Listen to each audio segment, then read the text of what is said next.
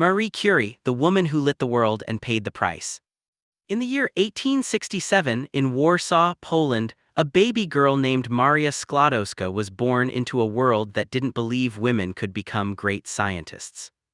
Her father was a teacher, her mother a school principal, but tragedy struck early. Her mother died when Maria was just 10. Yet even as grief hung over her, Maria's mind burned with curiosity. She wanted to study science, but Poland was under Russian rule and women weren't allowed into universities. So Maria joined the Flying University, a secret underground school for women where she learned in hidden rooms, always fearing discovery. When she was 24, she packed her bags, boarded a train, and left for Paris, changing her name to Marie. Paris was cold, the food was scarce, and she sometimes fainted from hunger while studying, but her grades were brilliant. It was in Paris that she met a quiet, intense man named Pierre Curie, a scientist with a mind as sharp as hers. They fell in love not with flowers and poetry but with physics and experiments. They married in 1895 wearing no fancy wedding dress, just clothes they could work in. Then came 1898, the year that changed science forever. The Curies began investigating mysterious rays discovered by Henry Becquerel. They discovered two new elements, polonium, named after Marie's beloved Poland, and radium because it glowed with a strange, powerful light. Radium was unlike anything the world had ever seen. It glowed in the dark, released heat without burning fuel, and could pass through solid objects. The Curies didn't patent their discovery, they believed science belonged to everyone.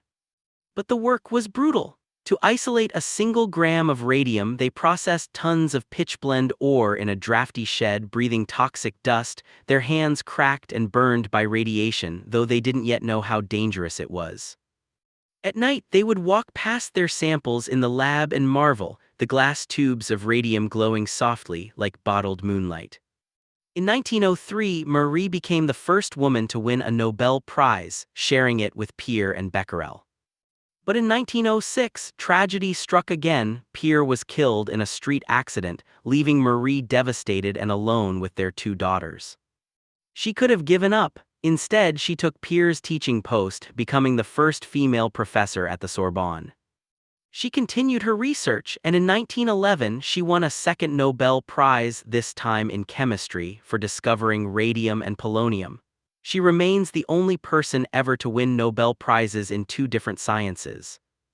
During World War I, Marie didn't hide in safety. She invented mobile X-ray units, driving them to the front lines to help surgeons locate bullets and save soldiers' lives. She trained other women to operate them, and her work saved thousands. But the very element she had discovered, radium, slowly poisoned her. Decades of exposure to radiation damaged her health. In 1934, she died from aplastic anemia, a disease linked to radiation exposure.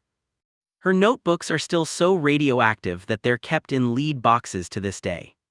Marie Curie's story is one of courage, sacrifice, and brilliance. She lit the world with her discoveries and paid with her life. Her own words remain her legacy. Nothing in life is to be feared, it is only to be understood.